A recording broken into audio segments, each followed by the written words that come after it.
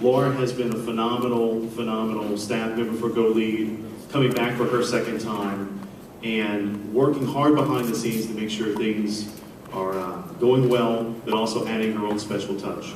So I'm going to have her introduce what her gift is to all of you, and just let her take it away from there.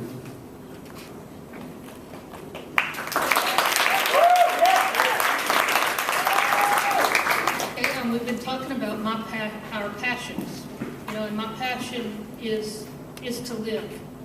And to understand that, you would have to know there's a difference between living and existing. For a long time, I only existed.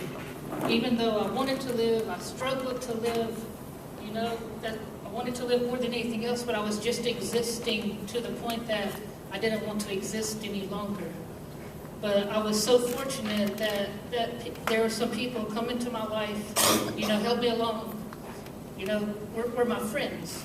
And it made all the difference. And then I read things like Corrie ten Boom, The Hiding Place, and how, she became a leader after she was 50 years old. She became a leader to both Jews and to the Germans who had imprisoned them.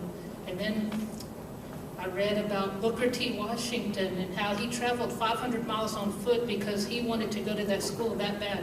And he became the leader of that school. Of George Carver, and how he struggled and ended up saving the South, So you should write those down and go and find them and read them.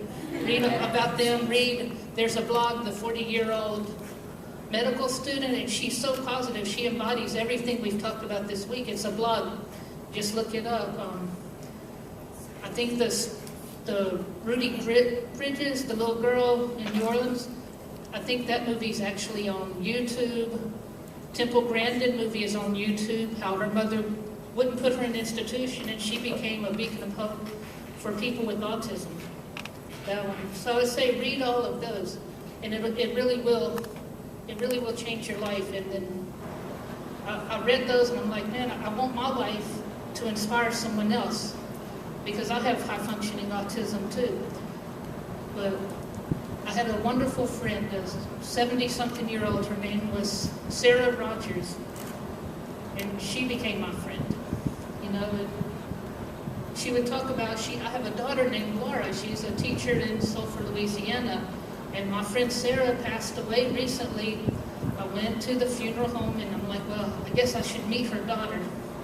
So I met her daughter, we were talking, and then her daughter says, and who are you? I said, my name is Laura. And she says, oh, you're the Laura that my mother was always talking about. She says, I knew every time you did something good, because she would call and tell me and say, you have to, because her daughter also is a teacher and has students who are on the autism spectrum, and Miss Sarah would call her and say, you have to tell those students that we know someone over here at LSU who has autism and is majoring in chemical engineering, and she did this. And then she'd call her, oh, and she did this. You can tell her, I didn't know I was already being an inspiration. And that's my passion, is to live so as to inspire someone else.